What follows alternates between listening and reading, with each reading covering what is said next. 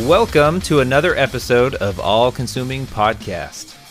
Before we get started, I wanted to give a shout out to the Kingdom Core podcast for having us as a guest for their album draft episode. It was a fun episode where we basically draft our 5 album fantasy team. It's fun. Go give it a listen and let us know who you think won.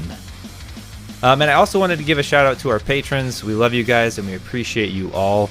Thank you for supporting us and buying us so much coffee to keep us motivated.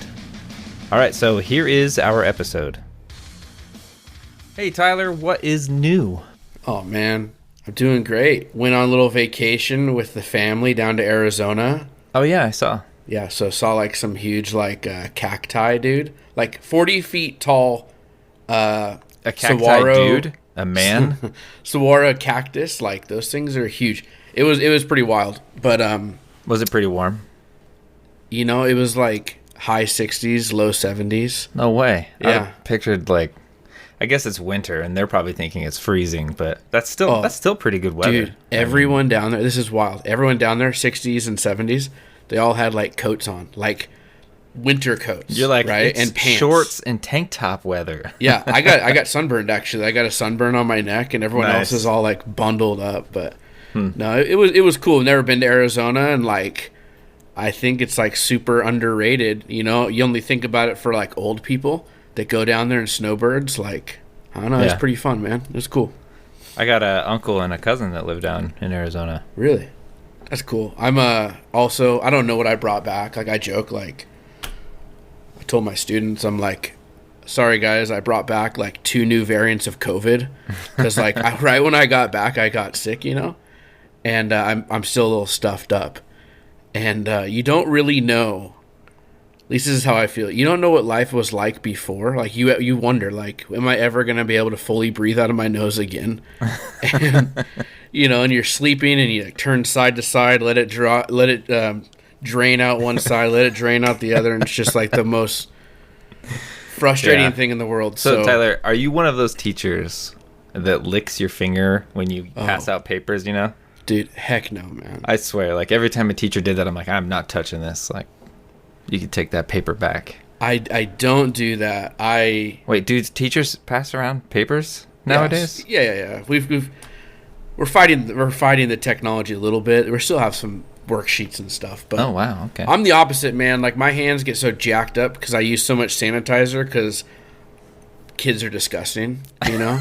Because you're always sick. and I always still get sick, man. Yeah. So I don't know, just how it is. It's part of the job, I guess. Yeah. Well, how are you, Gary? Well, my life is drastically different. Like Oh yeah. a week ago yesterday, my daughter was born.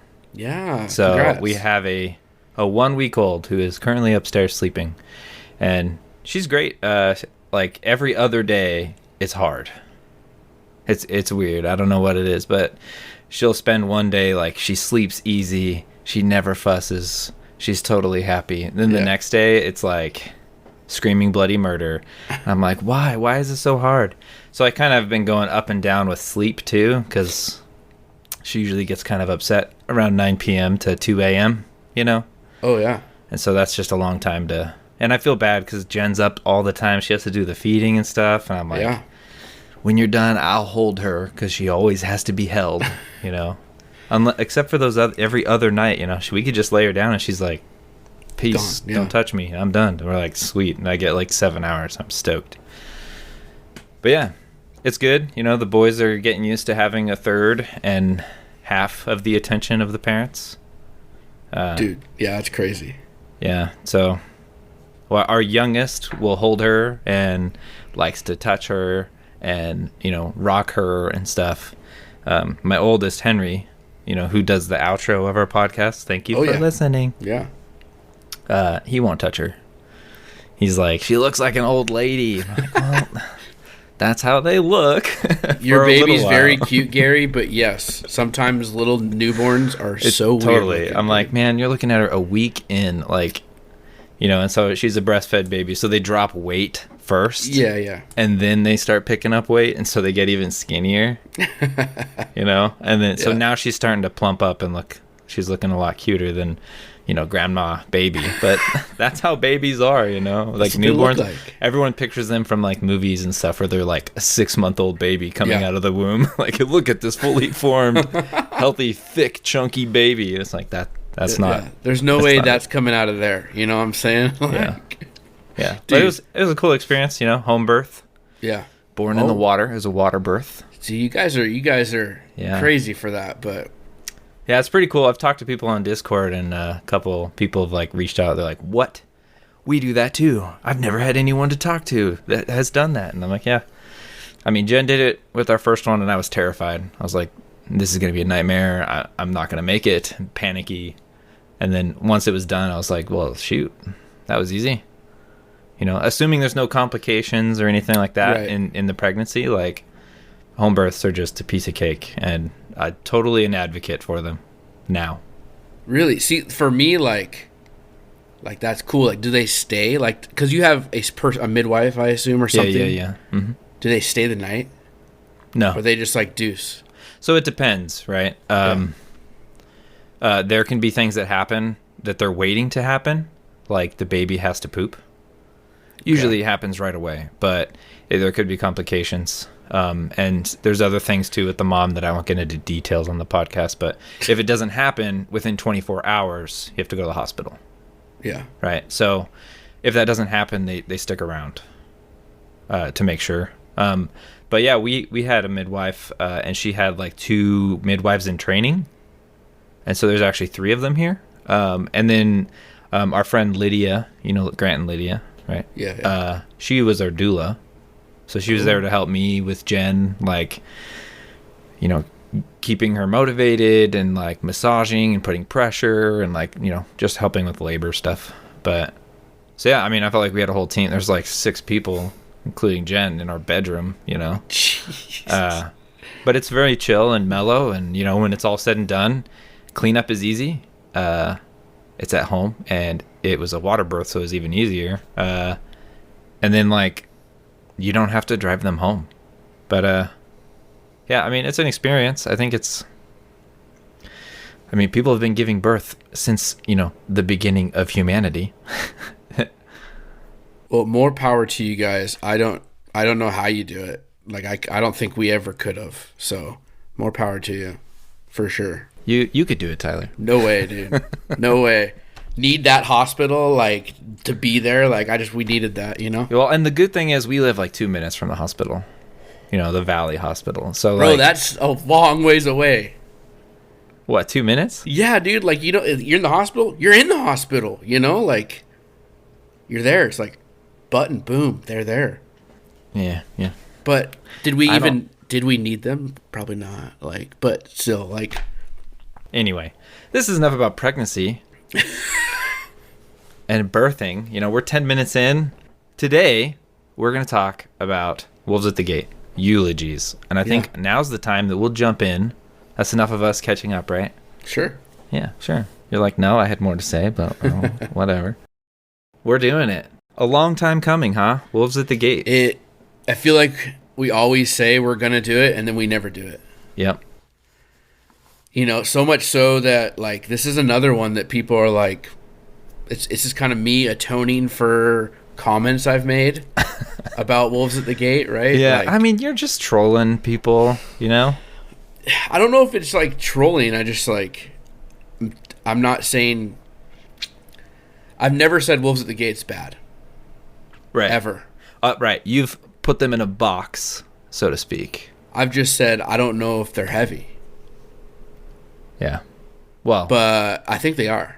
Yeah, and I think that there's some people out there that, even on our Discord, right, it was a pretty funny time. But as soon as someone, says, like, oh, they're such good metalcore, and someone's like, oh, they're kind of more, rock, alternative metal, and people get offended. How dare you call my favorite heavy band not heavy, right? But I think Wolves at the Gate is, like, one of those bands that is, like, between two fan groups, right? Like, there's the rockers who are like into Skillet and stuff. Yeah. Like, Skillet is heavy.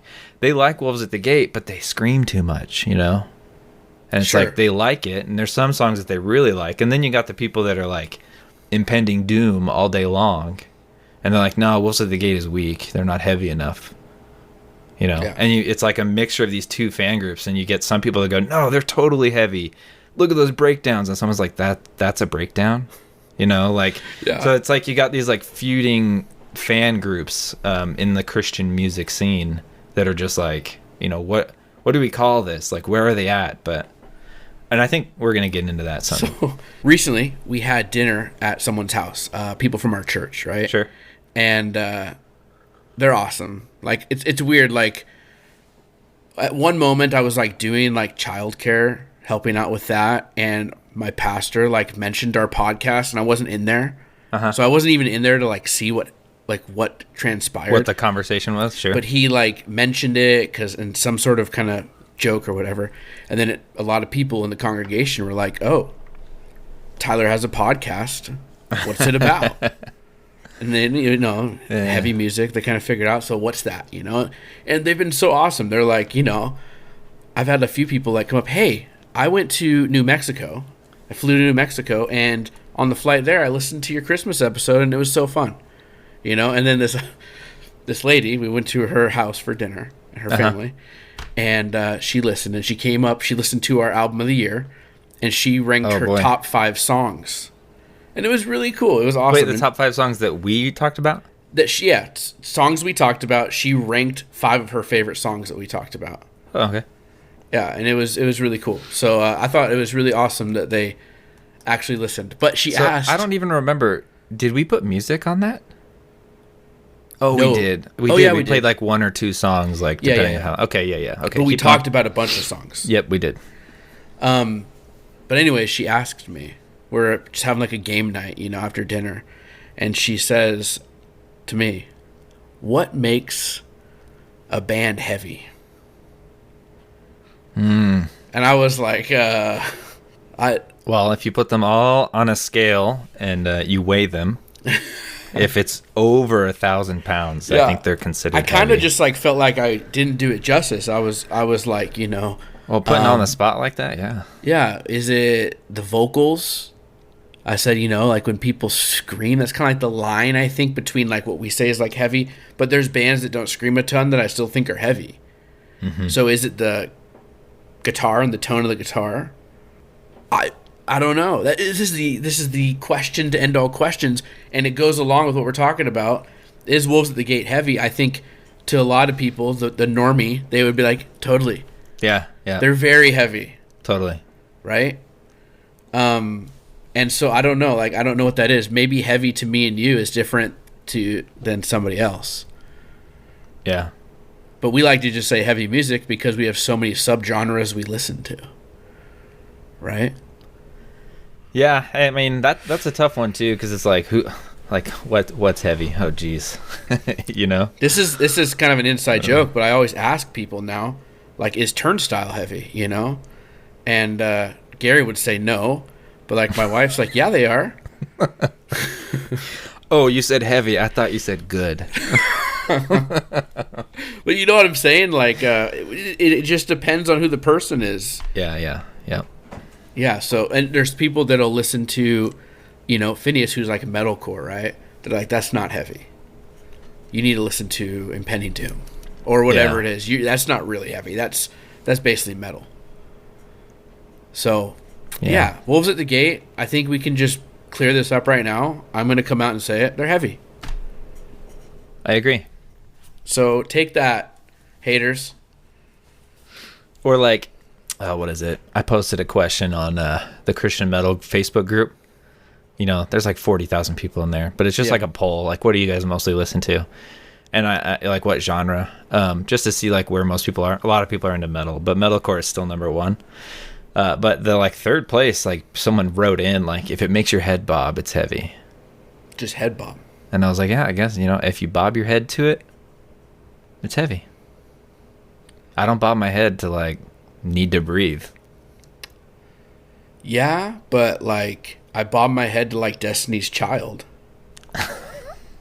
Say my name, Sideways? say my name. Is it Sideways? When nobody's around you, say baby I love you. Yeah, you know what I'm saying? Anyways, I get that. How about we jump in? Yeah, let's do it. So before we jump into songs, I was going to throw out some facts and interesting details about the album. So this is the 5th studio album by Wolves at the Gate, and it was produced by Steve Cabucci and Joey Alarcon? I don't know. So is that self-produced or no? Yeah. That's cool. Those two guys in the band. So that's cool. They didn't like just have someone else go and produce it. And it was released like a year ago. Yeah. Exactly. Except when people listen to this, whenever we get it out, it'll be like a little bit later. It'll be like a month ago, a year ago, 13. Yeah. Do the math. It's fine. Yeah. It checks out. March 11th, 2022 by Solid State Records. And all the songs were written and composed by Steve, the clean vocalist, which we'll talk about him a lot today, other than their cover song, which is Embracing Accusation. And that was actually written, by Shane and Shade. So the members in the band, we got 5 guys in here. We got Steve Cabucci, rhythm guitars, and clean vocals. Right. He's got that raspy, rocky vocals. Ben Summers is bass guitar and backing vocals. Nick Deddy is the screamer, the unclean vocals, and he plays piano. Oh. Abishai Collingsworth, dope dude. He was on our facial hair competition vote thingy, for his mustache. He's the drummer. And then we got Joey Alarcon, the lead guitar. And I'm sure I'm butchering his last name. But so should we talk about this other thing going on in the world? This band called Born Through Fire? I mean... You heard about that? I have no idea what you're talking about, so enlighten me, Gary. All right, here we go. Dropping some new things. Okay. So there's this band, Born Through Fire, that had 2 singles come out like a year ago. Super heavy, super cool. New single came out like a week ago called The Reckoning. And they are Tim Lambesis, which is why there's so much, hubbub, because it's like As I Lay Dying. But Joey from Wolves at the Gate, Steve Cabucci is in a few songs. I don't know if he's like featured, but he's like listed as credits for the upcoming album as like, additional vocals. So I don't know if he's involved with maybe producing it. And then Luke Holland, which is the drummer formerly of The Word Alive.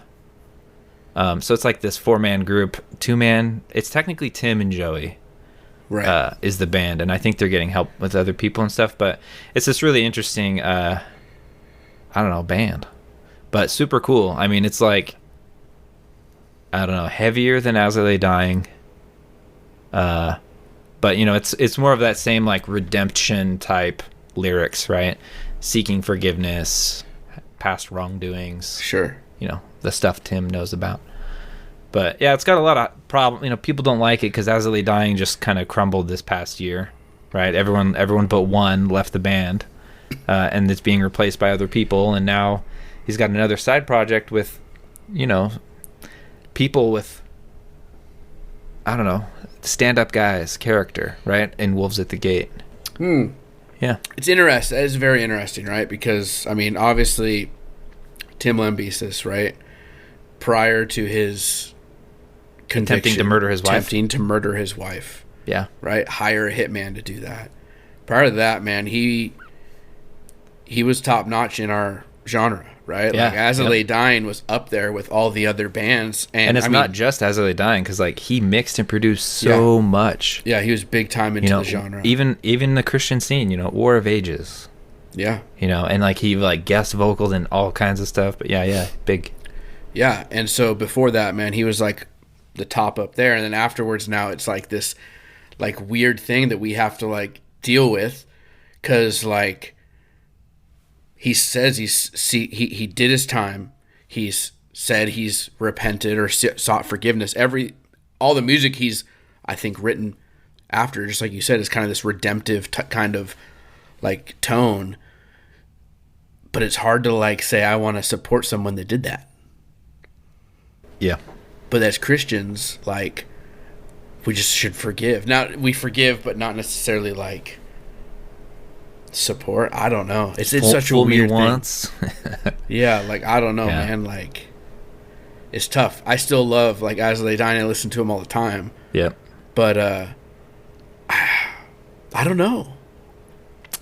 Yeah, and there's some people that are like, in the camp of like separating the artist from the art. I don't know. Do we forgive him? Do we still listen to his old music? Do we listen to his new music? Like, yeah, I don't know. Like, maybe we for sure should forgive him.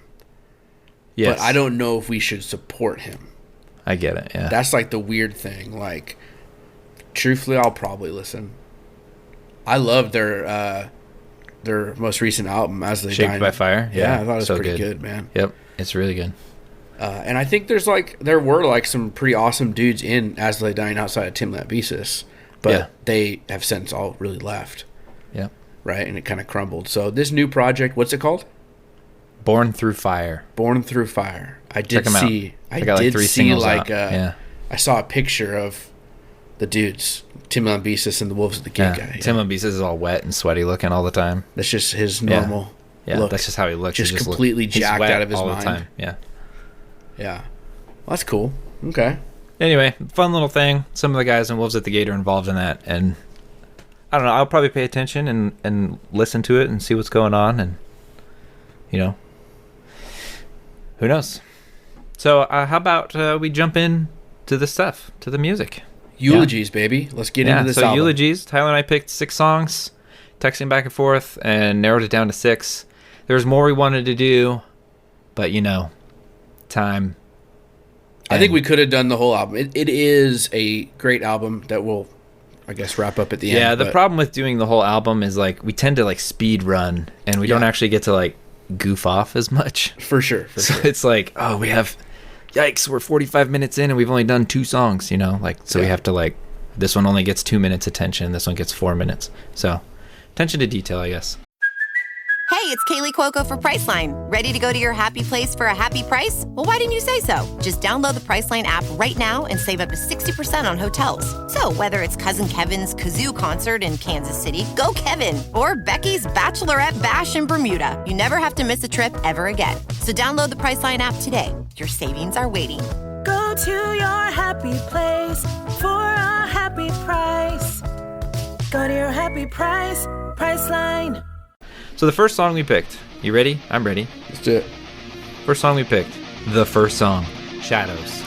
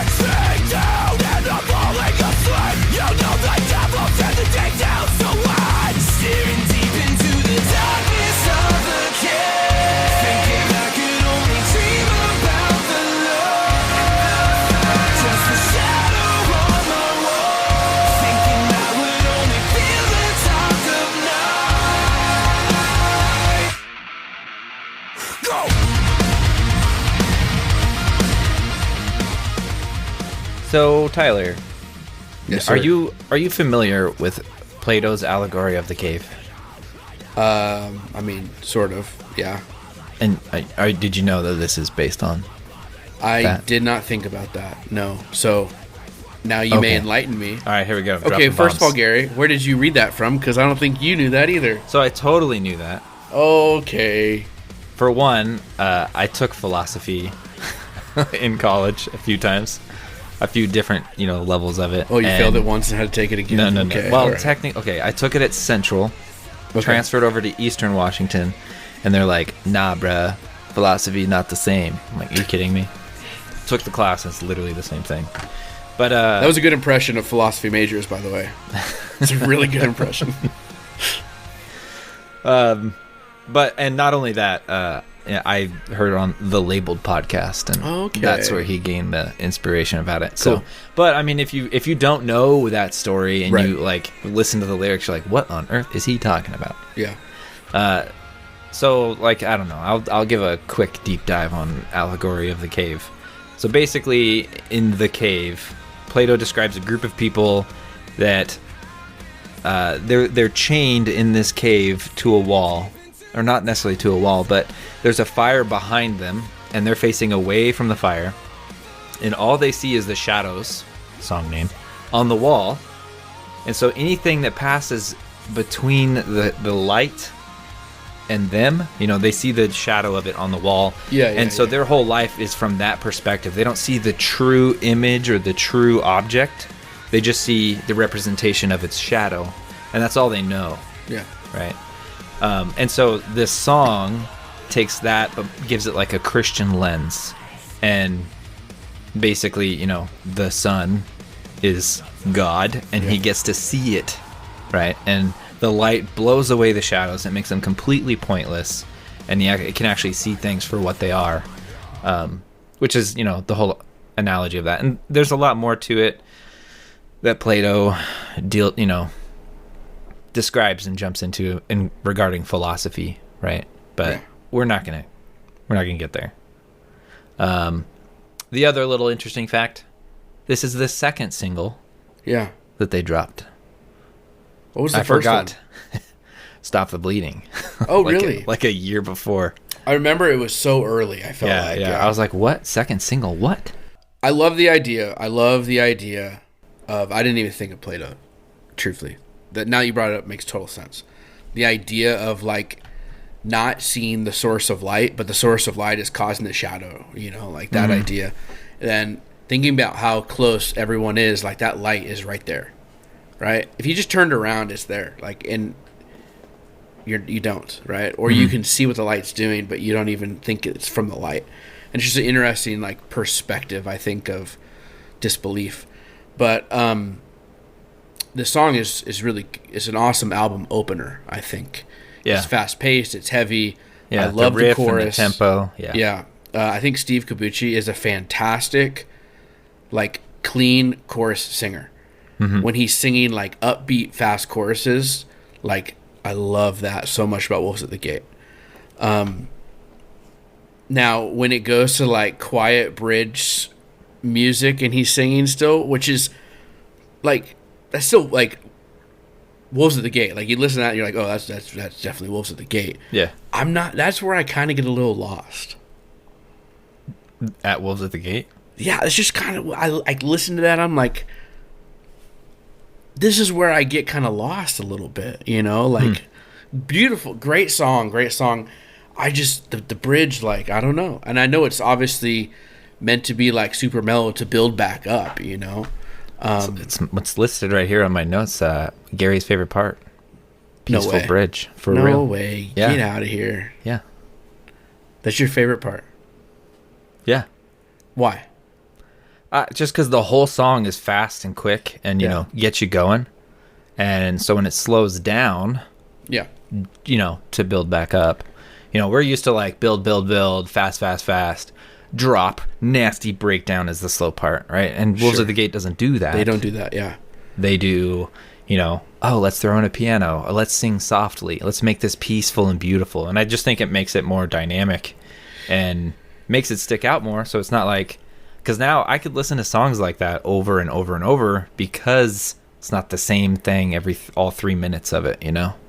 There's a break. And I get that. It makes it more dynamic, and I think it's better songwriting, because if you can write the same song heavy and write it soft, like they have so many acoustic songs. Like if they have an acoustic version of a song, their heavy version is so good, and I love it. See, I love their acoustic torn back stuff for sure. But for some reason, and it's just like, I think this is just like what Wolves at the Gate does, right? Like you said, like they don't do, there's some breakdown stuff we'll talk about, but like they don't do the breakdown that every typical metalcore band does, which maybe, like you said, makes them different, but it's just like you're expecting it and it's like, whew, goes down. Yeah, I get it, yeah. And maybe for the heavier guys, it's like someone's holding your feet back, and you're just like, no, I want to go. Right. And it's true. Like, Wolves at the Gate isn't a band I would pick to like lift weights to. Yeah. Right. Because they do slow down. They aren't always that heavy. They have a few songs on each album, right, that are like, this is the heaviest song. Let's go. Right. Yeah. But yeah, it's definitely not one that's like, you know, I need that 10th push, and then the bridge comes in, it's so soft and gentle, and you're like, this is my last rep and I can't make it, and this song is taking the air out. Yeah. You know? But I mean, and it's not that I don't like it. Like, it sounds good. Yeah. It sounds sonically awesome. It's just like, I don't know if that's where it loses me. And like his rock singing, right? The clean singing, and a lot of the songs we picked, he sings a ton. Yeah. I mean, he's the guy. Does. He's the guy. Yeah. And it's really, really well done, and I enjoy it. But I don't know, the bridge stuff, man. Yeah. I'm sorry you feel that way. It's okay. I still love this song. Yeah, and that outro, man. So just to talk about your favorite part again. That bridge that's peaceful and builds to this big anthemic ending where they have like this repeating chorus, and he screams the outro, so turn and face the shadow. Like, that's so good. And the way it just ends. And when that was the teaser for a single, which was to me like the first single when it came out, because I was like, oh yeah, Stop the Bleeding is on the album. I was surprised to see it on the album, right? Because it came out like so long, 2021, 2 years ago now.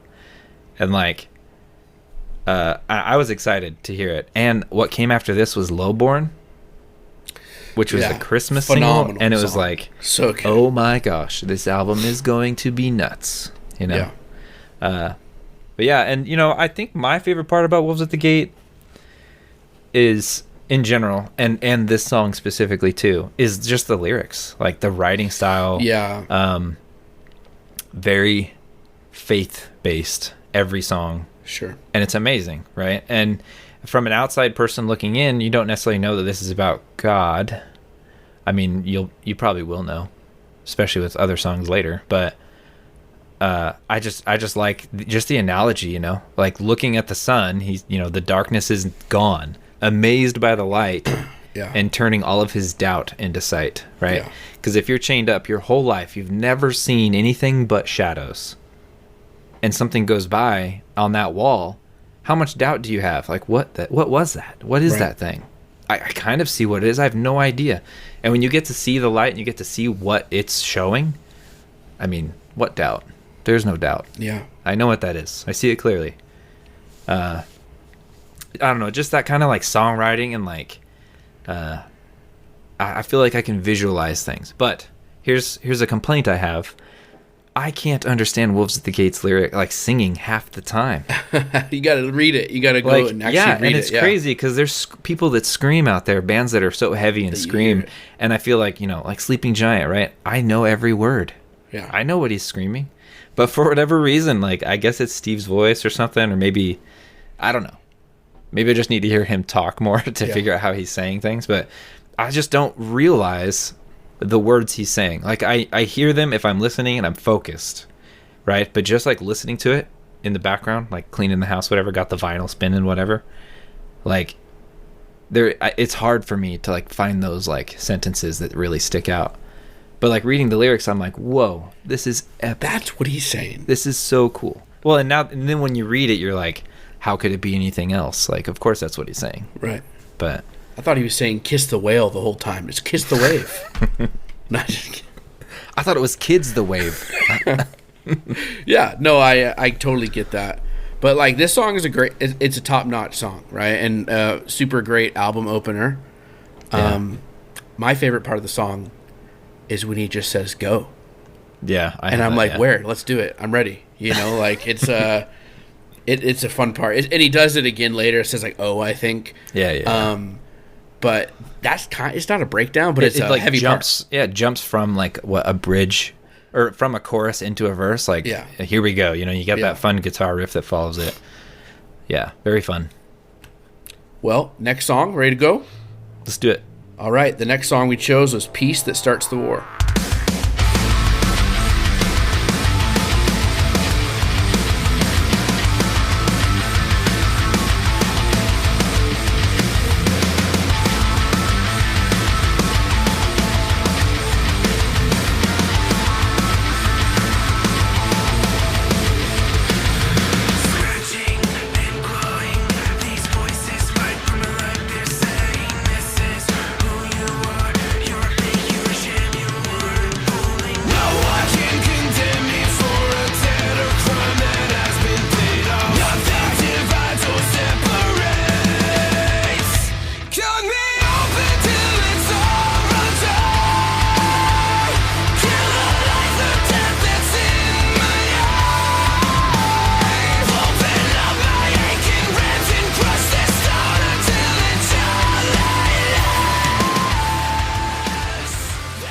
So this song starts off like I don't even know how to describe it. A rock song, Linkin Park. I don't even know the best description. Linkin Park? I don't know, like not even like Linkin Park, but like, you know, like just like that, like dun dun dun dun dun dun dun dun dun, and it's like he's like whispering, and like it's like the soft part that's gonna get to the big part. You know what I'm talking about? Yeah. Well, yeah. And so it starts off like super different compared to the last song for sure. And it's a rock song, dude. It's a rock song. It's a great song. I'm gonna say it's not rock. I'm gonna say alternative metal. And I'll say it's alternative rock. Oof. So you're saying Anne Berlin? Yeah. In this yes. song. The only part is there is like a couple parts where it's like, oh, okay. All right. Well, I'm gonna heavily disagree with you, and I'll let alternative. You finish your thought. Well, it is alternative metal then. What is? Yeah. What is alternative? Most of those bands that you said, Linkin Park. That's what I'm saying. Well, yeah, I know, but you're calling it rock. Doesn't that fit? In your textbook, apparently. It's not a bad label though. Like that's the thing though. I think we look at it. And it's I don't think people think it's a bad label. I think they look at it. It's a wrong label. Rock. What if we don't give it a label and we just say it's Wolves at the Gate and move on with your thought? Okay, so this song's a rock song, and lyrically so awesome, really really great. When it talks about these voices that are saying these things, and like the responses are just awesome. Mm-hmm. No one can condemn me for a debt or a crime that has been paid off. Nothing divides or separates. Like, I mean, like that's a Bible reference. These are straight up like saved by grace. Jesus died for our sins. Mm-hmm. Back up. You know what I mean? It's straight Christian theology, man. It's really good. Yep. Really good. What do you like about it? Totally. So that specific line I really like. You know, it's like Romans talks about it a lot. Like, you know, who is there to condemn me? Yeah. No one but Jesus, right? And that's always where it goes. Really awesome seeing that in there. One thing I like about the song that's kind of interesting, and I like it when bands do this, they don't do it that often, when they finish like a line with a word that's also the same word that starts the next one. Oh, yeah. So he does it twice. One with that line you said where he says no one, right? So it's like, I think Nick Deddy is saying no one, and Steve takes over and is saying, you know, no one can condemn me for a debt. And the other one is conquered. Yeah. The way they do that, because the voice is like, you are lost, all alone, with hope that's dead, and conquered. But then maybe it's Nick that jumps in, I don't remember.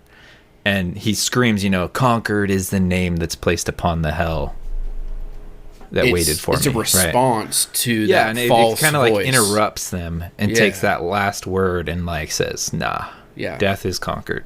Here's the truth. Yeah, so it's really cool hearing that. I think Demon Hunter has done that several times. You know, taking over, using the same word once to have two different sentences, which is really cool. But yeah, I mean, the chorus is catchy. It's not like breakdown heavy. It's kind of like an angry down tone. You know, I feel like they always start, you know, like da da da da da da da da da da. You know, they get lower as they go. Yeah. But yeah, the whole thing kind of builds to that outro breakdown, whatever, you know, and I really liked like just the lower tone. Like Wolves at the Gate has always been really high to me. Sure. Like they scream high, right? Nick's screams they're much higher, kind of a Fry scream. And you know, Steve always has that raspy, thrice-like singing, but I felt like this one is much heavier vocally, like in the register. See, this chorus, the way that Steve sings this chorus and like the way the music behind it is happening, I love it. Mm-hmm. It's phenomenal. Like, I think Wolves at the Gate's choruses are fantastic. They do it so well. They're catchy. They're sung. Even when we don't know the words, we go, oh, okay, that's what it says. We're humming it, We're thinking about it. So good. But yeah, there's a couple parts in here that, like, going back to my rock thing, sorry, Gary, there's a couple parts where you look at it and you say, like, okay, like, that's super heavy, right? Like, when he says peace that starts the war the first time and then says, like, again, like... Yeah, okay, like, that's so heavy, and that's where I think maybe it takes it out of, like, that rock song to something in between, But what Was the Gate can do, like you've said, I think, mentioned before, is it brings in listeners from, like, both sides. Yeah. It brings in listeners. It's fun for the whole family. Yeah, the Skillet, the Red, those fans, listen, but also... the metalcore Phineas and whatever, they listen to, and they enjoy it. I think of it like, a band like secular stuff, but like Motorhead, like metalheads and punk kids like loved Motorhead together. It was like a band that united them, and like Wolves at the Gate is that in between genre band, But yeah, interesting. I never knew that about Motorhead because I don't listen. You ever heard Ace of Spades? The Ace of Spades. Okay. The Ace of Spades. Oh, yeah, I know that song. Didn't. Yeah. Oh, sorry. It's not like I listen. I don't know, like, I couldn't name another song, actually. I don't think I can either. But yeah, I mean, and there's really good lines in here, too, besides the one that's like a biblical reference. But, I like the chorus when he says, open up my aching ribs and crush this stone until it truly lives. No idea that's what he said. Yeah. Until, looked at the lyrics, but... Do yourself a favor and go read the lyrics to the Wolves at the Gate songs. Well, I mean, to any song, right? I mean, I feel like we should be... True. We should be more discerning on what we're consuming, name of our podcast. Oh. Like, you shouldn't just, like, oh, yeah, it's good, You might be listening and allowing words to flow through your head or through your house that you don't agree with or that are bad, right? Yeah, but see, I don't fully agree with that, though. You don't agree that words are flowing that are negative or wrong? I don't think it affects you. Like, I think there's some stuff that you can look at and be like, I'm listening to this for entertainment purposes. You're entertained when someone mocks God? I didn't say that. Well, I went to an extreme here. You went to right? the extreme. You went the so extreme far. Is like you're listening to Ghost or something that says, okay, God is dead. Hey, he's, there will never be a moment in my life where I listen to Ghost. You can put me on the record for that. Okay, and that's not because the anti-Christian lyrics. That's because they're not good. Okay, I support you in that, but that's not to say that your son doesn't grow up and when he's 15, he's like, bro, Dad, have you ever heard Ghost? It's so good, and he's playing it through your house, right? Or any other band, whatever, and lyric content-wise is near blasphemy or very anti-Christian, right? I mean, there's one thing that's like, worldly, which is still sinful and against God, whatever. There's another that's against God, like fully on, like, brunting. But we've had this conversation a lot. That's like the extreme, though, Gary. I'm talking about if the dude wants to listen to... I'm here to win an argument quickly, so I'm using extremes. If Paxton wants to listen to Say It Ain't So by Weezer, dude, I'm going to jam that with him so hard, but that's not going to be something that's going to, edify our spiritual soul, but it's going to be something I can agree to that. Yeah, I agree. But like Wolves at the Gate, you go and you read these lyrics, that could be something that helps you spiritually. Right, and I'm just saying, so you're using discernment, like I said, in consuming Weezer for whatever reason you choose to do that. Weezer's great, dude. You're using discernment to say, this is not bad for me. Someone else may use discernment and say, oh, this thing we're consuming, whatever Weezer is, that's a weird name, is not right for my soul, right? Not right for my house, not right for this at all, right? And it's different person to person. And what my point of this whole thing is, as Christians, we should use discernment on the things we consume, movies, music, TV shows, our friends, whatever, games we play. Is this good for me? Is it causing me to stumble? Is it wrong? Is it right? Whatever. That's my point. I'm not saying you should use discernment and my discernment is this is bad, you know. Yeah. But you should totally look at the lyrics, For sure. figure out what you're actually listening to, and, you know, be for or against what you're doing. Yeah. Or at least know what you're doing, I guess. Anyway, rabbit trail over. It's interesting, though. Rabbit trail open. Okay. It's interesting, though, because, like, so I have, like, a different background than you. Sure. With Yeah. music, you know? And, like, the first church that, like, when I was saved, like, over a decade ago, like, that church was like, throw away all your secular music. Burn it. We're going to have a bonfire. Bring it. Yep. And, like, I lost some great CDs to that, dude. Like, I'm actually still pretty fired up about that.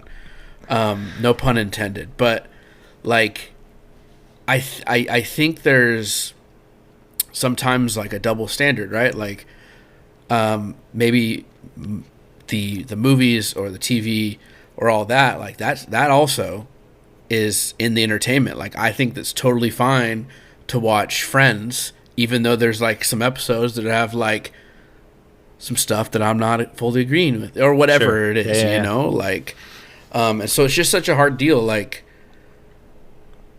can you consume something that you don't agree with for entertainment purposes and it still be okay? Yeah. That's what I think. I too. think so, you know? Yeah.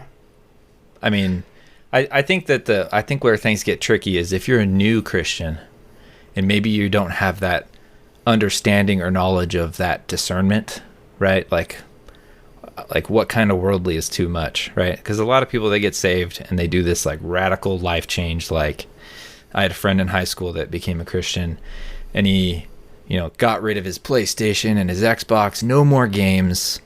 He like threw away all of his DVDs and stuff. He's like, if it's not about God, I don't want it. Yeah. And then it's like a week later, he's like, hey, anyone got an Xbox for sale? You know, and it's like, well, why did you do that? And he's like, I thought that's what God wanted me to do. And I was like, do you feel like now if you buy a console, like, are you going against what God wanted? Like, and he said, you know, anyway, that was a conversation. But I feel like people that don't have that discernment, sometimes they'll hear a pastor's sermon, or even a pastor will, you know, give his discernment to the congregation and say, this is wrong. And then they'll take that and go, yeah, he's right. That's wrong. I cannot watch football anymore. Right. Right. Like, it's my idol. I cannot. This is wrong. And the whole point is maybe just to like point at something and say, hey, is this an issue in your life? Right. Right. But anyway, I feel like. So why'd what you about this, take me Gary? there? This is What? interesting, I think. Like, me and you, we love Christian music. Like, we seek out Christian metal. Like, that's what we do. We love doing that. And you always send me new Christian bands. Like, that's what we talk about 90% of the time. Yeah. So, like, that's why we, like, my wife said this too. Like, I listen to so much more Christian music than she does. Like, just because I listen to Christian metal. You know what I mean? And, like, this is the question, I think. Are Christians all listening to Christian music? No. Right. I No don't way. think so either. I think most Christians are listening to pop. Or I think most Christians rock or view whatever they listen to. Christian metal or Christian music like they view Christian movies. Yes. Like, yes. there's a couple out there that are decent, but none are amazing, right? And that's how they view Christian music. Like, But it'll be in their we are- playlist, but it won't necessarily. They'll put it on their playlist, but it won't be like Yeah. what they search for. Right. And it's not like, or all that they listen to, right? Yeah. And I think you and I grew up when the scene, you know, was like, you know, the best music was Christian. Right. And so now that seeing that like limelight kind of fade away and like have this like sour spot on Christian music, that's, you know, if maybe they would never were a Christian band, oh, they're not Christian anymore, like all this stuff. And it's like, I don't know, maybe that needed to happen to get, you know, to weed out. Anyway, my point is, I don't know what my point is. There is Christian, there's good Christian music out there, but I feel like all people know is like the popular Christian music that's on the radio. Yeah. And like, even like metalheads, they think Christian metal is a joke. Right. Hey, we have a reel that has gone like pretty viral. The Sleeping Giant work reel, right? Using American Psycho movie, which is using my discernment is. I've never seen it. Never seen it, but a great meme. But anyways, so he's walking, has headphones in his ears, and he's listening to Sleeping Giant, right? He's at work. Work doesn't know what he's listening to, but he's just rocking out.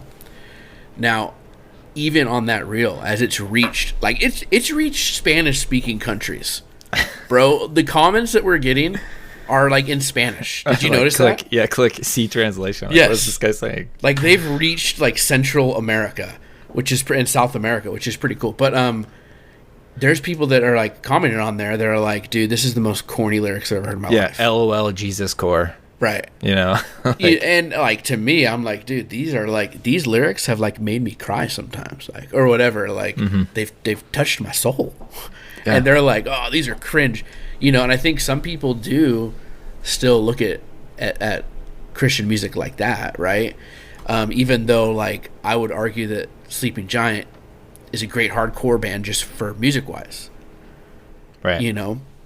And so it is interesting, like if we polled just like the average church, right? And just like what are you listening to, and looked at their recent plays on Spotify, that would be so intriguing to me. No, I don't want to know. Like I just feel like it would be, and it's not, I don't think it's wrong though that it's going to be mostly secular. Right. Like they might turn K-Love on or whatever, Positive Life Radio on when the kids are in the car. When the kids are in the car, they're driving to work or whatever. But I think the majority of churchgoers are just listening to whatever's popular. Nothing, you know, if it has cuss words, most people probably don't fully like that. But they listen to the pop stuff. Yeah. And you and I, we don't. This podcast, like I mean, not just this podcast, forever. I mean, I would much rather support a Christian artist. Yeah. Even if their lyrics are not about God, but they're Christians in a band kind of thing, I would rather support a brother or sister in Christ, like musically, and help get like their sound out, especially if it's like Wolves at the Gate or something that's like edifying and glorifying and worship. Right. Like I totally support that. Throw money. Give me your vinyls. Give me your shirts. Like I will do that. Yeah. I think too, Kingdom Core, Shawnee put out this like poll recently about is Christian metal like fading or whatever, like the Christian scene. Yeah. Like is the peak now? Is the peak coming, or are we past the peak? Like, and most people said like it's on the up and up or something like that. Yeah. I personally would have voted that it's in the past. Like the best has already happened in popularity. That was my thought, right? Sure. Like the popularity version. But I think he went on and he like talked a bunch, which was like super cool. The idea of like the underground scene right now in Christian metal and just Christian music, like in the heavy scene, is going nuts, dude. Yeah, it's huge. Like there's right now. so many new awesome bands that are able to like put out music because of like technology today, right? Well, COVID helps that a ton. Absolutely. You know? It's and like so I'm at home, I want to write music, watch a YouTube video on how to record my own stuff. And like here we are 3 years in after this whole pandemic. Yeah. And all these guys have been practicing and writing music for 3 years in their house. And they're just getting better and better. And yeah, I mean, just like, so like when Tooth and Nail boomed and Solid State, that was because they figured out how to make high quality recordings for these no-name bands in the Christian scene, and now they get to put out music that sounds the same mix quality and stuff as like the mainstream bands. And it's like, whoa, this amazing sound is coming out. Under Oath, what is this mix? Yeah. You know, like the quality was just through the roof. And I think now we have another resurgence of this, but it's not with labels or producers. It's like at home, DIY, do it yourself. Yep. Produce your own music, and you're getting people who can learn and practice and get better and put out, label quality audio. Bands can get thousands of plays, tens of thousands of followers or whatever, and have never played a show before. Yeah. Right? Look at Unworthy. Yeah, that's a great example. They got signed, right? Yeah. Because they did that. You know, I think of Unworthy, you think of like Cultist, you know, and we got other guys in our Discord like Lazarus Complex and stuff. Like they're just doing their own DIY stuff, and it's pretty good, right? They're able to produce it and make it sound good. Yeah. And get it out because of streaming services to a lot of people. So I think Sean hit the nail on the head by saying like this underground scene's like going off.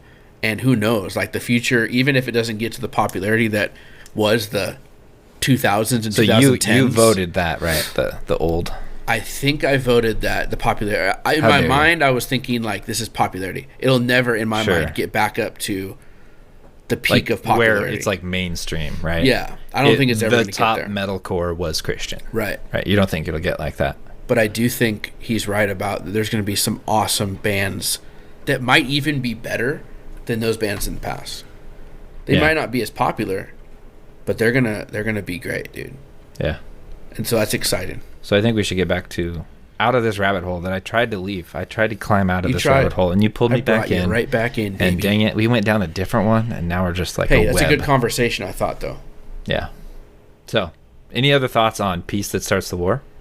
How about we talk about the outro of it to kind of wrap up our thoughts?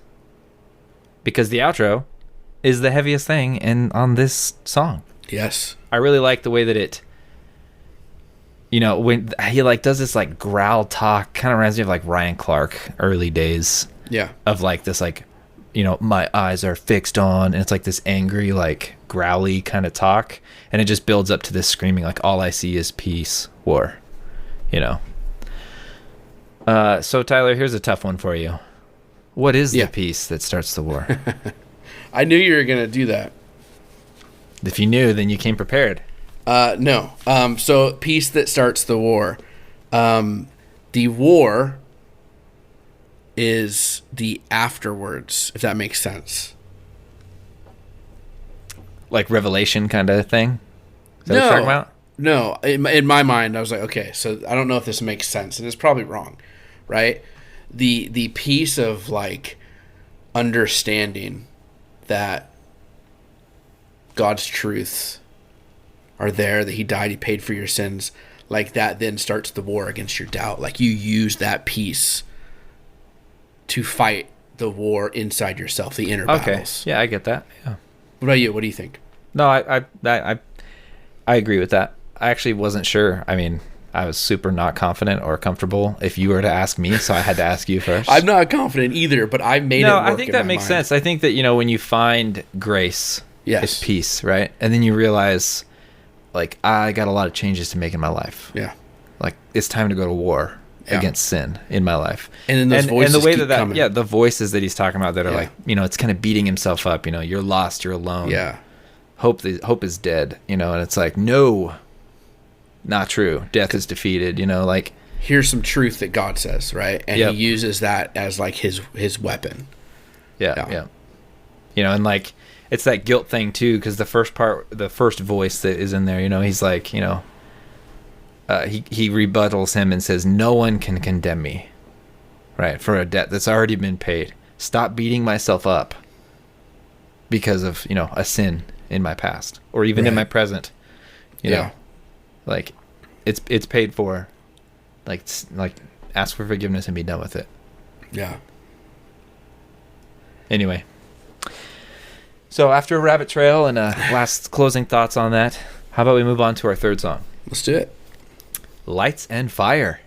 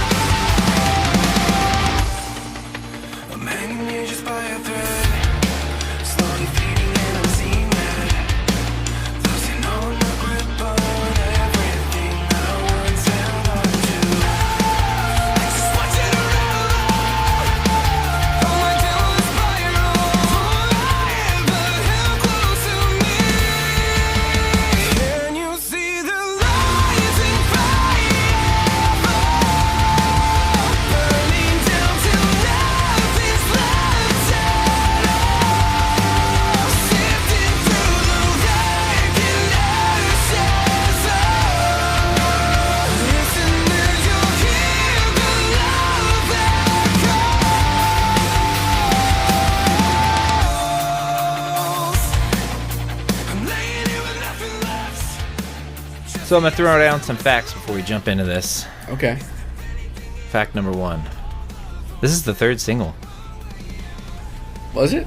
Yeah. It came right after Lowborn. Interesting. I'll talk about that later. But the other fact is just the meaning behind the song. I saw Steve had a 1-minute YouTube thing where he just talked about the song. But basically, there's this old saying that where your treasure is, there your heart will be. Yeah. Right. And he had a difficult time in his life where everything that he cared about was falling apart and he was losing everything. So this is how, the pain and suffering brought about clarity about God that loves someone like him. And so he's able to see through that. So that's kind of the meaning behind it. And I think it's, it's a great song, very positive, uplifting, very hopeful, and filled with woes. Oh, woes. Yeah. So what are your thoughts on it? I think this is my favorite song on the album. I've heard you say that for like a year now. I have. And it still continues to be because it's like, dude, and it's not the typical song that I love. Usually you go to the heaviest song, you go to Weight of Glory or whatever, and like that's going to be it, But for some reason, like I really love this song. I think partially because it's super catchy, right? Like of all the songs on this album, I'm singing this chorus continually. What is the chorus? I'm not going to try it. I'm sick, Gary. Okay. And like he sings it kind of high. Yeah, he does. Like he definitely gets honestly, up there. Oh yeah, I love this song too, and it is super catchy. But I don't sing because it is high. It's high, but I whistle it. yeah. You can whistle, you can hum it, you can do all that. But it's just that this to me is a head bobber. It's not heavy, but it's like a, you're just like going and like driving in the car to work or whatever, and it's like, man, this song makes me feel good, right? Makes me feel good, and it's super catchy, and like I'm all for it. If this is, Wolves at the Gate, like, and they're not like heavy, whatever, dude. Like, yeah. I like it. I'm glad you do, because yeah, like you said, you're usually the guy that's like when Fit for a King drops a new album, you're like, send me the heaviest one and I'll tell you if I like them or not. No, I'm like, I say send me a track that you think I'd like. That's and what you I just send me said. the heaviest one. That's the same thing. So I have to send you the heaviest just to get you to be like, okay. So if this album came out and I go, hey, check out Lights and Fire, you would not immediately go, this is great. Right. You had to be like put in a position where that song came up while listening to all the other ones because you like them, where you listen to that and then you realize, I do like that. I do like Green Eggs and Ham. I will listen to it in my truck. I will listen to it. We could. There's not very many good things that rhyme with truck, Gary. So I wasn't gonna. Now, okay. Here's a thought too. I think on this, like, maybe it's just that Wolves at the Gate's like really good at doing this rock song, this type of like melodic singing rock, and because like when other bands do it, like I would say Demon Hunter, I listen, I still don't get on board. What about Phineas? Yeah. What about Fit for a King? Absolutely, for Fit for a King, but like I think it's different. I still think it's different. Those still would not be my favorite songs on the album, right?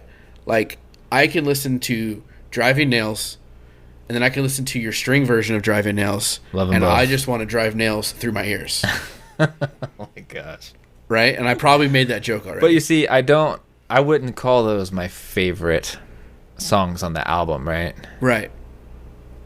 But usually, like those soft songs, like not only do I not necessarily like them, but they're nowhere near the top for me. But for some reason, this song is right up there with my favorites, man. Yeah. Is it lyrics? Is there anything in the lyrics? I think part of lyrics, but I don't think I didn't get the lyrics right away.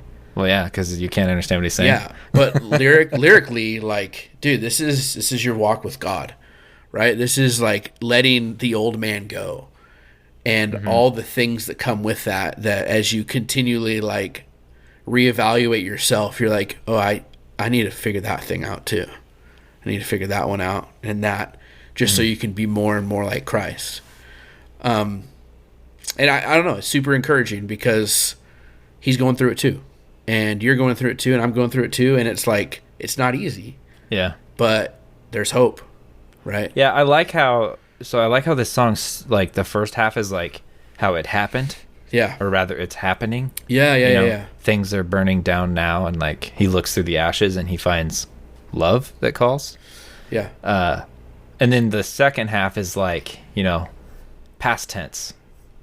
I had to unravel to a downward spiral, losing all of my grip on everything I held close to me. Past tense. And then he says, all the thorns would tenderly lead somewhere so much better for me. Yeah. So it's like, he sees like the things that he was holding close that mattered to him, that he thought were important. They're gone now. He lost them. And I think that's kind of where the album art comes from. You have like this beautiful flower that's like hovering over his hand. And it's burning up. It's disappearing, right? It's burning up. It's like, this is nothing. But in the ashes of that, he sees what does matter. But yeah, I like the past tense, looking back, Yeah. I love, too, like, the thorns in the earlier verse are bad, right? They're, like, covering his eyes. He can't get through. And at the end, he's like, these thorns that help me, right? That led you where to go. You're like, fighting it, pushing against where. Yeah. And so... Yeah.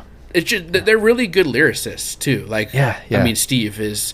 It's like he's like writing a journal of like his like a Bible study thought or some struggle or whatever, and he like keeps rewriting it and changing the lyrics, and it's just really well. And then really I automatically get a picture of the crown of thorns on Jesus' head, right? Like, to me, like, I think of that as part of it too, and it's like just super, super cool. And obviously, like, the ending is like so. I mean, the outro is peaceful. Yeah, hear the love that's calling to me, Yeah. Getting us through this, pushing us down this walk with God, and it's awesome. It's encouraging, it's edifying, it's something that like you wake up and you listen to for the day and you're ready to go. You're like, I know what I need to do today. I need to be a good dad, I need to be a hard worker, I need to be a good husband. I need to burn down everything that matters to me. Yeah, I am not going to sit on the couch and watch Netflix for 2 hours while scarfing down a bowl of ice cream. I'm going to do the dishes and play with my kids and whatever. You know what I mean? Like that kind of thing. I just feel like for me. Do you have a problem with ice cream and Netflix? No, but I have a problem with like wanting to sit down. Right. Long periods of time. Mm-hmm. Great song. Yep. So should we move on to the next one? The Weight of Glory.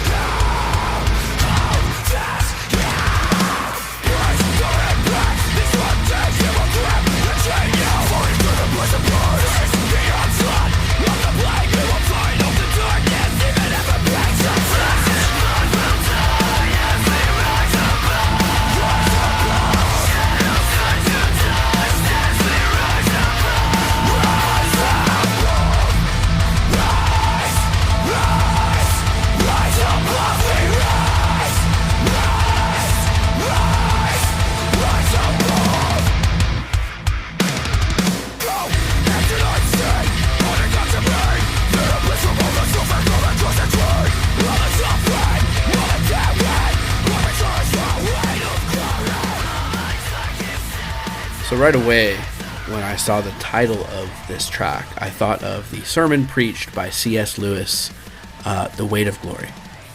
Right? Pretty famous sermon that's now written and recorded in books, and people read all the time.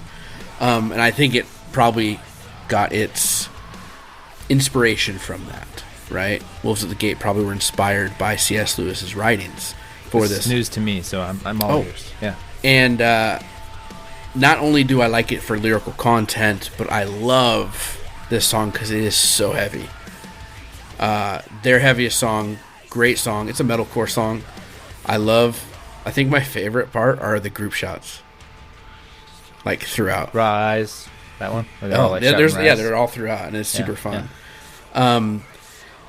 For the Weight of Glory, like I should have done more thought on this. Like the one thing I remember And I think it's like the opening is like this idea of that we have settled for like, it's a picture of like these people that live in slums and like these poor neighborhoods. They've settled for like playing in muddy water and having mud pies, like just playing in filth. That's their fun, you know, because it's warm or whatever, and they do that.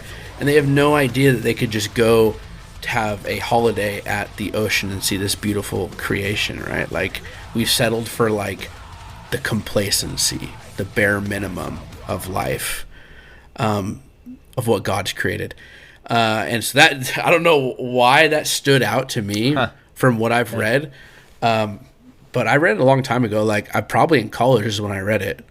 Short, you know. But yeah, so what do you like about the song? I like a lot about it. It's heavy. It's fun. Super heavy. I like the speed that he's screaming. I like the tempo. And I think you're right. It's the heaviest song on the album. Yeah. There are some interesting parts. So I kind of paid attention to the word "weight of glory." Yeah. And, you know, I don't know why I chose this song to do that on and not the other ones. Probably because the other ones are lines in the songs. But yeah. So the Hebrew word for glory, I did a little deep dive on this.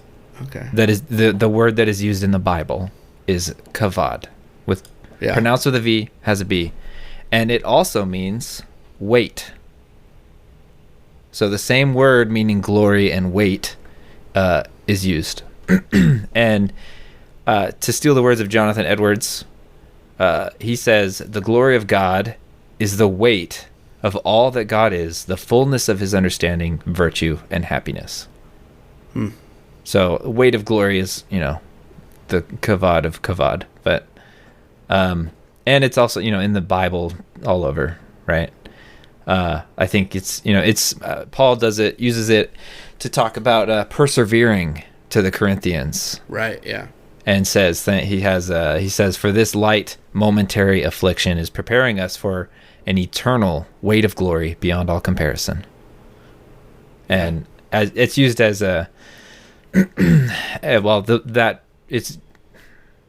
that book is used as like a, you know, we can persevere through these trials. I know it's hard, but there is a weight of glory at the end of this. And this song reminds me of that, as they, you know, talks about the struggles and hardships, right? And he's basically like, the group shouts is them saying, rise, survive, like rise above this, you know, defeat this. And I really like the encouraging parts that's in there where he says, "Hands that I see holding on to me, they are pierced from all the suffering on that cursed tree." Yeah. Just to say that, you know, there's more. It's not just, you know, someone is helping you through these hardships. The weight of glory is almost, I mean, I think you could say it's like the promise of glory, the promise of what is the end all result of being a Christian. Like, that is the weight of glory, right? Like, it's that we're going to insanely make heavy. it. And we're going to make it. And I guess going back to that, like, you know, it's not going to be mud pies. Like, it's going to be the beach on a holiday, which is, you know, interesting to think about. And it's like, we'll persevere. We'll persevere because it's a promise that's going to happen. Yep. Yeah. So my favorite part of the song, Yeah. it's probably your favorite part too, is when he sings about, you know, the author and the finisher has claimed victory, Yeah. defeated and destroyed the adversary, and then he says, like, but it's still coming for me, still coming. So, and he kind of does that, you know, quieter singing, like very quiet, and it builds, and he repeats this like final outro chorus like 3 times, and each time it gets louder and heavier. But, you know, it's like a, you know, even though we've claimed victory, even though God has defeated sin, right? It's done deal, still coming for me. Yeah. And so then his words of encouragement are, you know, fight like we're living out our last days. All the blood and tears will just fade. It's like this, like 4 or 5 lines that he just repeats over and over, and it gets heavier each time. And it's such a good, I don't know, outro / breakdown / bridge, like conclusion, maybe I'll call it, to the song. It's really good.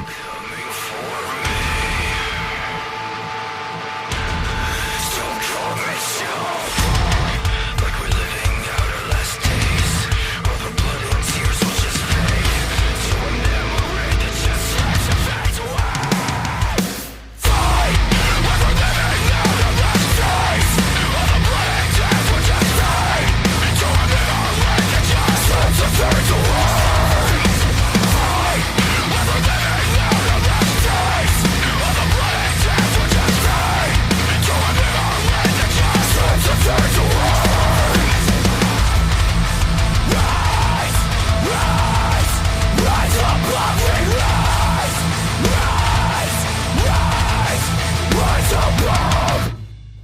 It's a great, like, I mean, the heavy song is the fight, the stand up, don't back down, you know?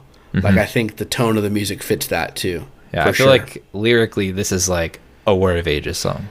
Yeah. Like this is what they do. Dude, you know? 100%. That's a great comparison. Yes. All right.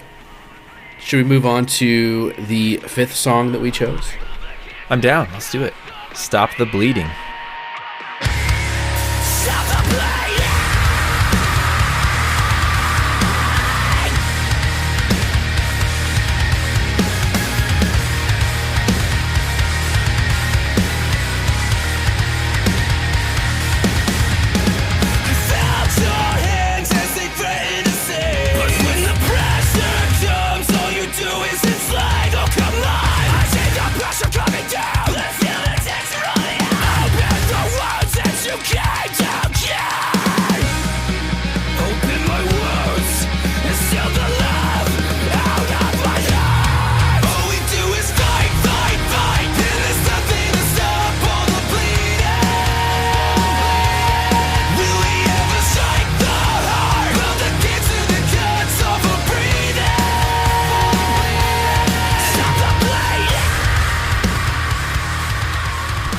So by the time our listeners, by the time y'all hear this, which, you know, we'll see, but in April of 2021 is when this song came out. Yeah. Which is nuts, right? 2 years ago. Whew. That's wild. That is. And I remember when it came out, it got a lot of traction, and it was on like Sirius XM stations and stuff, and, you know. But another fun fact, the song, the way it was written, it was inspired by the feuds that we have in our political parties. I see that for sure. And I mean, I heard him say this on the Labeled podcast when, you know, Matt Carter was like asking him where the inspiration came, what does it mean, what's it about? And that's not the only thing that the song is about, but that's what, you know, gave him the inspiration to write this. But it's basically, we're always making each other bleed. Like, aha, now's my opportunity, I'm gonna make you bleed. Yeah. Ah, you did it to me. And it's this constant cycle of, you know, let's stick it to them again, you know, let's get them back. I think it's a really good song. I mean, not just lyrically, musically, I think it's well written. The acoustic version is really good. It has like a different feeling to it. It's more sorrowsome. Like it's like a plea versus the heavy kind of version. like the end of the song, you know? Like yeah. How it gets like, quiet. But yeah, and you know, like I said, I love Wolves at the Gates acoustic stuff. Love. Yeah. And if a song can be written both ways, I think it's a great song. But yeah, definitely a radio song. And I don't know, what do you think? What are your initial thoughts or favorite parts or whatever? So my first thought, and I didn't know, I haven't seen the Label podcast. My first thought was, this is about political strife among not just everybody, but like even Christians, you know. And I love it. I love the screaming, how like there's words like stop the bleeding or other words that are just like held out, super long scream, great riff, you know. I think that's super heavy. It is a radio song, but there's a lot of screaming, right? Yeah. And it's pretty heavy. But what I like the most is like this picture of like this imagery of stopping the bleeding, right? All these wounds that are salts being poured into them, you know, cancers blind, cutting off breathing, all these things, and you came supposedly to cure these. You were threatening to save us, right? Yeah. Like all of these ideas promised salvation in a sense. They promised hope, and we're just bleeding more, and to the point where it's bleeding so much we can't stop it. It's an open wound, right? And then like the piece, absolute most biblical piece of the song. You talk about crowns over here? Is the crown line, right? Yeah. Like we're bowing to crowns made of gold, blind to the one made of thorns. Yep. And like, to me, that's looking for a worldly fix, a worldly savior. And I think that's kind of where like the political thing came from. For you know, sure. like those lines are like they're threatening to save. You know, it's like, put me in office. I'm gonna fix this. I'm gonna do all this. I'm gonna turn everything around. And everyone's like, oh, this is gonna be the greatest. You know, and then but when the pressure comes to do the saving, to do the fixing, boom, you enslave. Yeah. You know, like, haha, you voted me in. Now I get to get back at them or hurt us worse, or you know. It's always like a us versus them, and we just can't stop the bleeding because now that they did that, now you have another guy who's going to come in and be like, I'll save it. I'll fix this. Let me do this, you know? And, I mean, it's a great song lyrically, and I think everyone in the world, no matter what side of the fence you're on, agrees and thinks that of the other side, Dude. You know? But no, for sure. And we've got to the point to like, not we, you know, like just in general. Yeah, not you and me, everyone else. Yeah. Like, Gary and I, we believe different things politically, but like we've never been like mad at each other. You know, I think I slashed your tires once. One time. But like we look at it and to the point to where like you can't even, not you, but people can't even look at the opposite party members without getting that rage, right? That feeling of anger, you know. And vice versa. The other side can't look at the other people without getting upset. Like, you know, and it just has to be like this straight bashing. Both sides. Yeah. Right? Especially on the internet. Yeah. There is no middle ground. Yep. Ever. Right? And like there has to be a middle ground. Because there's no way that like one side's right. Yep. Impossible.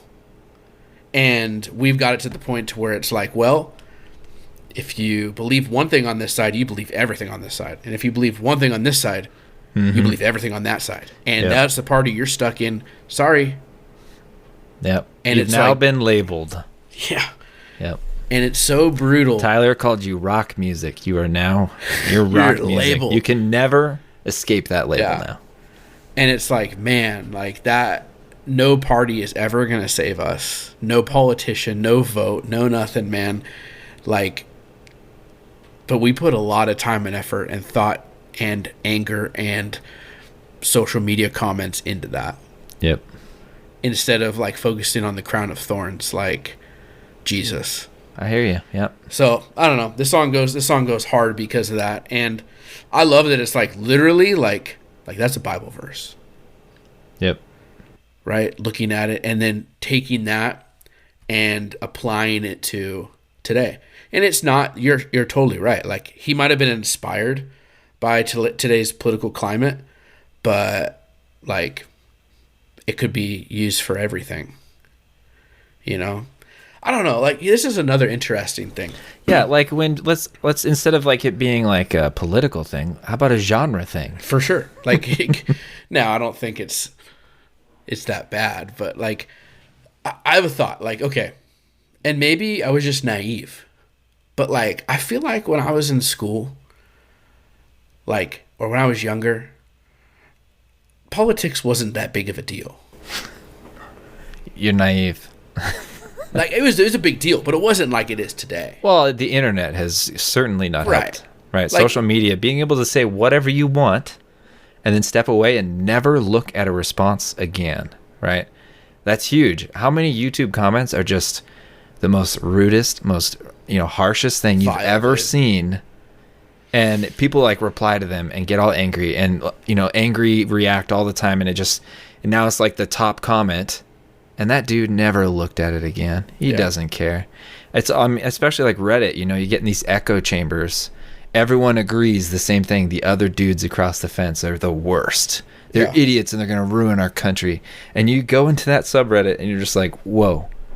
It's like these guys have never met a human in real life. Yeah, for sure. And it's all over Facebook and Instagram. You got these people just throwing out a random thing because there's no repercussions. You don't have to get to know the person. Yeah. They're not a person. It's just the internet. It's just a screen. And they don't see anything personal about that. And it's just gotten so much worse. When like back in the day, before there was internet like this or social media, if you had something to say about that, sure, there might be an argument at work, but you got to work together still. Yeah. You can't just burn a bridge and walk away. And so there has to be like a mutual respect in the conversation. You're going to be respectful. Right. Yeah, and now with the internet, it's like, I don't need to be respectful. You can hide. I'll never see this person again until your boss looks at your Facebook chat history and is like, whoa. One of my favorite things to do because of that, like, we're all in our own echo chambers. Like, that's where that's comfortable, you know? Like, my favorite things to do, there's this, like, it's called Jubilee, and they do this thing called Middle Ground, and they take, like, 5 people from one side of a view and 5 people from the other, and they have a civilized debate. And, like, I watch it, you know, and, like, I obviously have a side I believe, but hearing other people's perspective is always, like, good. And you can feel still sometimes, like, that something rising in you, and then you go to the comments and you just see, like, vile, nasty stuff. But, like, yeah, and you get even more worked up. The comment itself, like, or the video itself is, like, really, it's cool because no one gets upset. The only people that are ever upset are the ones in the comments. Right. Because the people that are actually having the conversations are, like, super respectful. There's no yelling. They knew they were going into this with opposing views. Right. And, like... Well, and the guys in the comment section, it's like their profile pictures, like, of a dog or a cartoon character. You know, there's no trace back to them. It's not even their real name. Yeah. Yeah. And so I find that to be, like, good for me to, like, listen and be like, okay, I can understand how someone would come from a different perspective.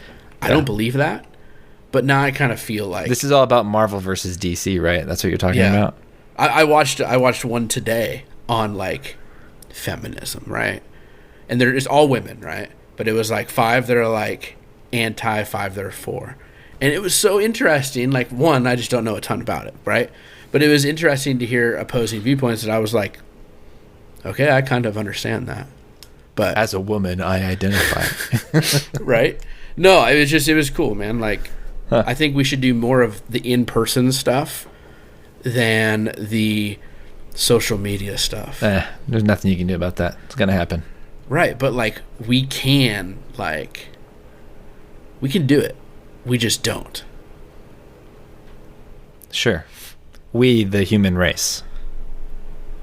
Yeah, but right. I feel like, okay, so for me and you, like, whenever we have any sort of talks about, like, politics, like, what's happened, or like 5 times on this episode already, worldviews, it's always like this, where I'm looking at your face, you're looking at my face, and by the end of it, we're like, okay, I guess baptism is required, or whatever. Whatever it is, right? Not for your salvation. Baptism is not required for your salvation. I'm not saying that. Thanks for clarifying. But, like, you know what I mean? Like, I just feel like if people in general, like, even, like, in Christian circles about things like theology and stuff like that, if you had a conversation in real life with somebody, there's going to be way more edifying than hiding behind a keyboard and trying to smash somebody else's beliefs. Right. Yeah, I don't think an argument has ever been won on the internet. No. But I will say, in person, I've had my views changed. Yeah. I've seen them. You've seen it happen. not from me. But. It's continually changing, you know, so.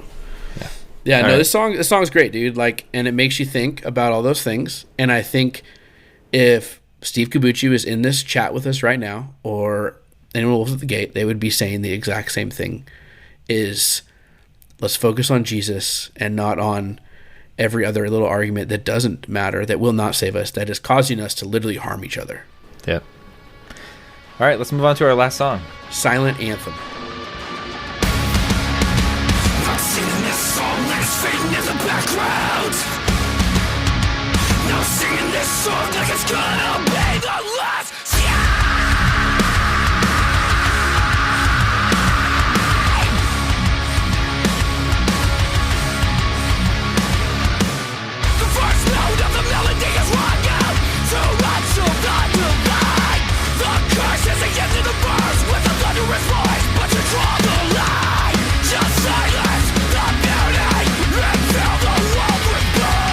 Just violence and chaos, where all is lost.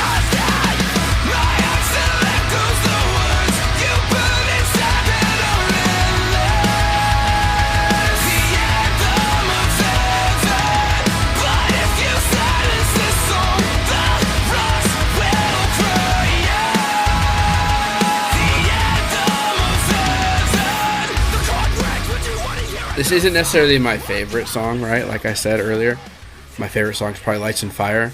But this song made me cry. Dude, why do you cry all the time? I cry a lot, dude.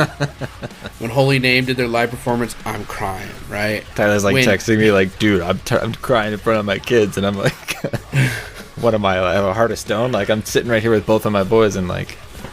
Dude, it doesn't matter. Easter service, like when I go to church, crying. Good Friday, crying. When I'm at a baseball game and like planes fly over during the national anthem, crying. Yeah. Same, dude, I'm done, dude. Like, I don't know. I guess I cry easy. You're an emotional guy. Maybe. But man, this song, like, it's the truth. We know you like the ending of it, right? Most people do. Yeah. What do you think of the first 3 minutes? It's really good. I mean, the idea that nothing can stop this, that nothing can stop God, right? Like, we've seen it in countries that outlaw Christianity, where it's illegal to believe or whatever it is. Like, the gospel continues to be spread, even in those countries. Like, you can't put this fire out, right? Even if this song, we stop singing this song and we stop and we die, or whatever, this podcast stops because we preach the gospel in this podcast or whatever, like, it's still gonna happen. Yeah. Even if there was like some crazy, like, all humans died, like, dude, the rocks are gonna still be singing out. You can't stop it. Like, God is going to continue his plan of mercy and grace and love, and it's just like, it's awesome. Gary, what about you? Hey, Gary, what about... Sorry, man. I'm crying, dude. I'm tearing up over here. What do you expect me to do? Lyrically, the song was hard to pin down, just because some of the lines above, it's like, what on earth is happening? Yeah. Why would he say that? And I think this song is him singing about people's complaints of the band. They're just complaining all the time. Like, some examples are, the curse is the end of the verse with a thunderous voice, aka, you guys scream too much. Too much of the divine. You guys sing about God too much. Silence the beauty and fill the world with pain, right? Sing about ugly stuff. Sing about suffering and pain. Don't sing about glory and happiness and hope and grace. Just violence and chaos where all is lost in vain. That might be musical, you guys aren't heavy enough. You need more violence and chaos, right? You guys are too rocky. Another one is like, the chord rings, but you want to hear a new song. You guys sound the same. All of your music sounds the same. And, he has those verses that he starts with and says later, he's like, I'm not singing this song like it's fading in the background. Like, we're not just writing this about God because, that's what we do. We're done, right? And he's not singing this song like it's going to be the last time. He's going to keep doing this. Like, this is what they're singing about. They're going to sing about God, no matter what people say. Even if you silence the song and you're like, no more Christian music, or you guys are too heavy, or you're not heavy enough, right? They're still saying, like, the rocks will cry out. You can silence our music. That's fine. Like, we're going to bring glory to God whether you listen to us or not. And I just really like that, and the way it ends, with, like... there's a lot more examples in there, and I think that's what it's about. I think it's people's complaints of what Wolves at the Gate is. Dude, I never thought of it like that, but I can see for sure how you can relate it to that. Yeah. Yeah, and I don't know. That's my guess at this. But that's what makes the ending really good too. Is it's like, you guys don't think we're good. We don't think we're heavy. We sing about God too much. And he's just like, here's what I have to say. Worthy is the Lamb. And it builds in like this like piano and like string kind of soft thing, right? And kind of sounds like Christmas music almost on the way out. Maybe they're like, hey, we should write some Christmas music. And out comes their EP. But anyway, I've loved this song since it came out. And I think, the way it ends with them just repeating worthy is the Lamb that was slain. And, the volume just like slowly turns down as they keep repeating it. Yeah. Like, this is the sound that's happening in all of existence. When you die and you go to heaven, it's probably what they're going to be singing. Yeah. That's my thoughts. Yeah, I thought of it, I guess, similar, sort of. I always thought of it as like not necessarily selling out, but like going away from your songs being about God, right? Like you've kind of made it now, so like you don't have to do that. Like it's not popular anymore to sing about God. You got the Christian fan base to support you and stand you up. So you don't have to sing about God anymore. Just put that sham away. And he's like, I'm not doing it because it's just part of the background. I'm not doing it just because it's a gimmick, right? Mm-hmm. Like they're doing it because they believe it. It's true. And when they stop, when their broken frame lies in their grave, right? Yeah, that's he's so going to good. see the songs of sinners saved, right? Yeah, I love that. Me too. And it's so good. It's awesome. Either way, whatever they wrote about, like either way, like it's legit. Like it's showing us that God is going to continue. If it's through the Christian metal scene or through Christian rap or through whatever Christian else, rocks and Christian oceans, through Christians at work, through the organisms and lifeless objects like rocks on this earth, God's message, the gospel of Jesus, will continue. Yeah. You can't stop it. And so, I mean, it's encouraging. One, because so many times, like, that burden of, like, I have to do this, we got to do this. And it's like, we really don't have to do it. If someone stops us, like, it's going to continue. God doesn't need you. Yeah. For sure. And so, I mean, yeah, it's really cool. And the ending, like you said, man, just the repeating of worthy is the Lamb who was slain is like, okay, you don't want to hear Christian stuff anymore? Or whatever. Here it is. Boom. Yeah, like a whole minute and a half of it. It's what it's all about. So yeah, good ending to a good album. It was on both of our top 5s for album of the year. So the album is titled Eulogies. We didn't cover the song Eulogies. Any idea why the album's called Eulogies? If I remember the song, which I did not read lyrics to, it's the eulogy is about God's or Jesus's death. I think that's what the song is. It's a bloody eulogy, a violent eulogy, of Jesus's death that is very emotional, and I really like that song. So I mean that's what it's about. Jesus' death, eulogies. But maybe pluralism is Matthew, Mark, Luke, and John. There's 4 eulogies in there. Yeah, when there's death, I think a lot of the theme isn't necessarily just like dying, right? But there's death to sin. There's death to your old self. There's a lot of like maybe eulogies throughout, right? Each song could, in a sense, have some aspect of a eulogy. But yeah, man, it's a really good. I enjoyed it. I think if I were to rank albums of Wolves at the Gate, I think this is my top. I think this beats Captors for me. Yeah, that's interesting to think about. I really liked Eclipse too, and I really like 5x5, and I really like Captors, and I mean 5x5's good too. Yeah. You know, I would say that too. This might be my favorite Wolves at the Gate album.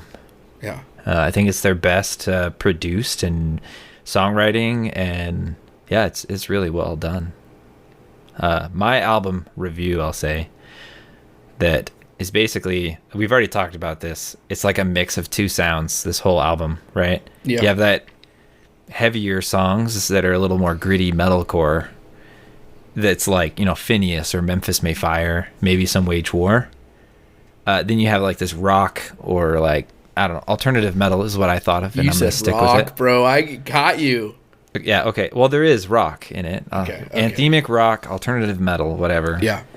The likes of like Thrice and Red, you know?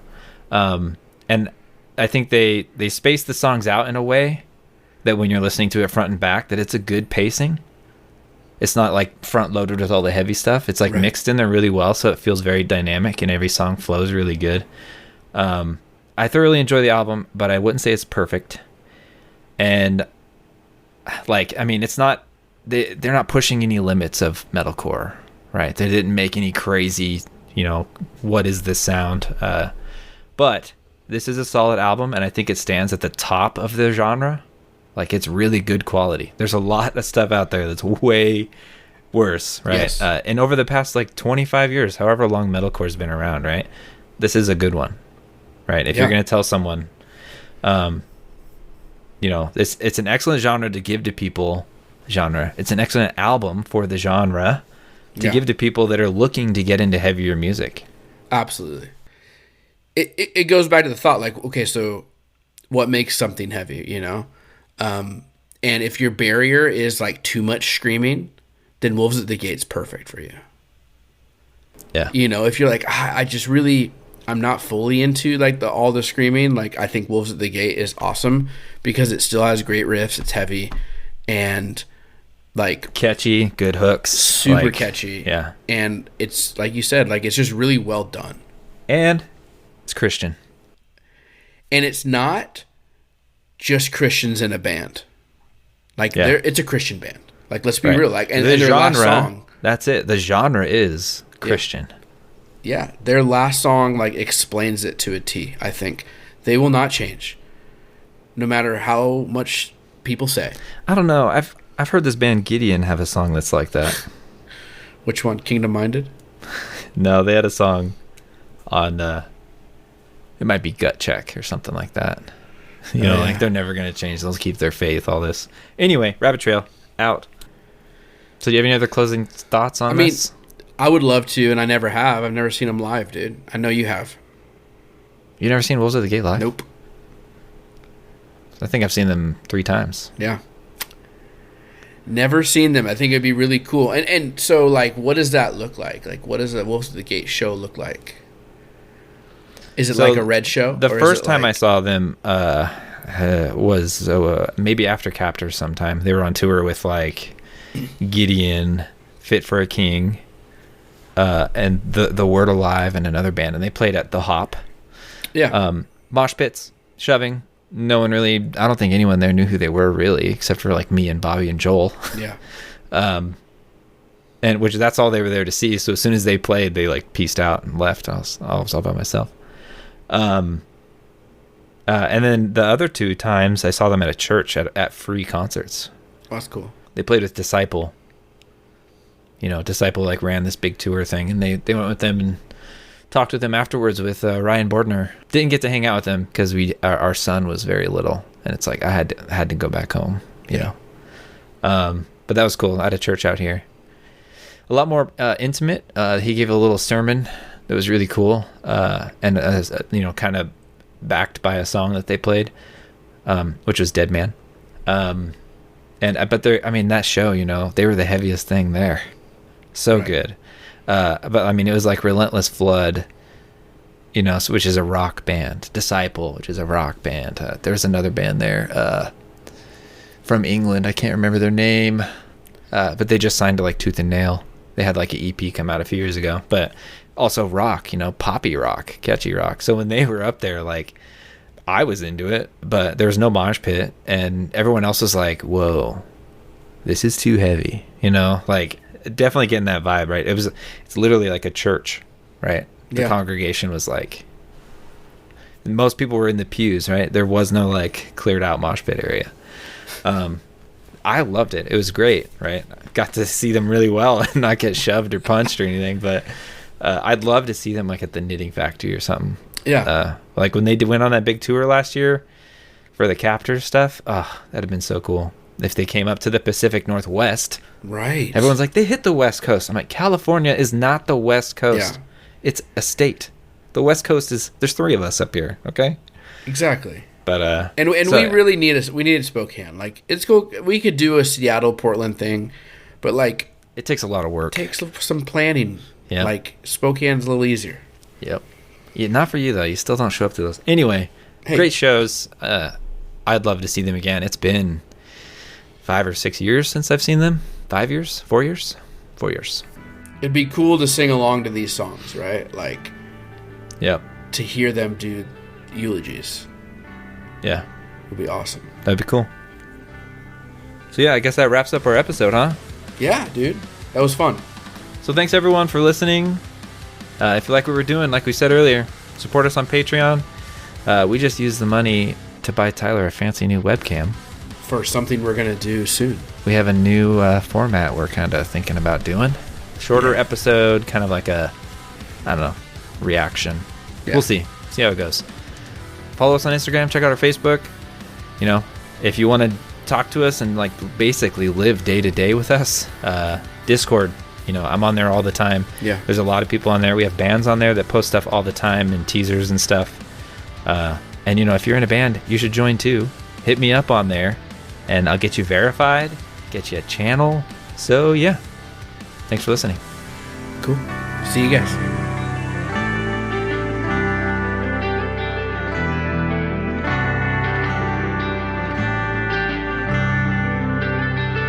Thank you for listening.